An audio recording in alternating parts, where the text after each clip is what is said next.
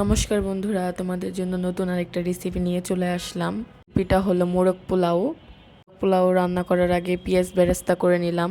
এবার চিকেনটা ভেজে নিব। চিকেনটাকে আমি লবণ লেবু দিয়ে ম্যারিনেট করে রেখেছিলাম। চিকেনটা হালকা ভেজে নেব। চিকেনটা ভেজে নিলে কিন্তু খেতে অনেকটাই ভালো লাগে। আর ভিডিওগুলো ভালো লাগলে লাইক কমেন্ট করে পাশে থাকবে। চিকেনগুলো ভাজা হয়ে গেলে কড়াইয়ে সামান্য তেল দিয়ে বড় এলাচ, ছোট এলাচ, চিনি, তেজপাতা, লবঙ্গ দিয়ে দিব। এর মধ্যে পেঁয়াজ, রসুন, কাঁচা লঙ্কা, আদা পেস্ট দিয়ে দিব। কিছু গুঁড়া মশলাও দিব।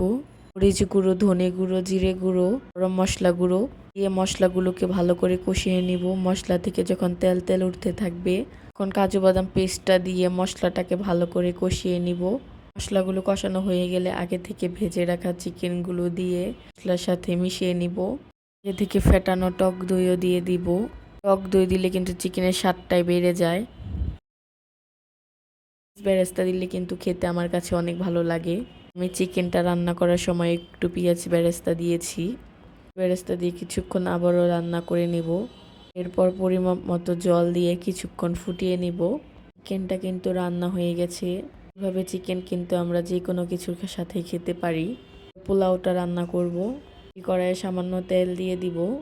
তেজপাতা, এলাচ, দারচিনি, লবঙ্গ, গোলমরিচ দিয়ে দিব। আজকে আমি পোলাওটা রান্না করছি চিনি গুঁড়া চাল দিয়ে। এখানে ফাঁকি দুধ দিয়েছি। চাইলে এখানে লিকুইড দুধও দিতে পারো। সাথে কথা বলতে বলতে আমার পোলাওটাও রান্না করা হয়ে গেছে।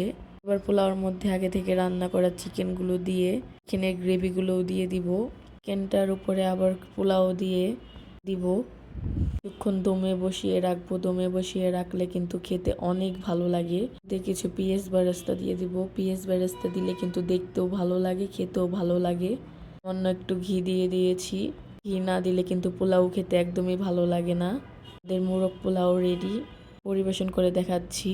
ভাবে একবার রান্না করে দেখবেন, খেতে কিন্তু অনেক ভালো লাগে।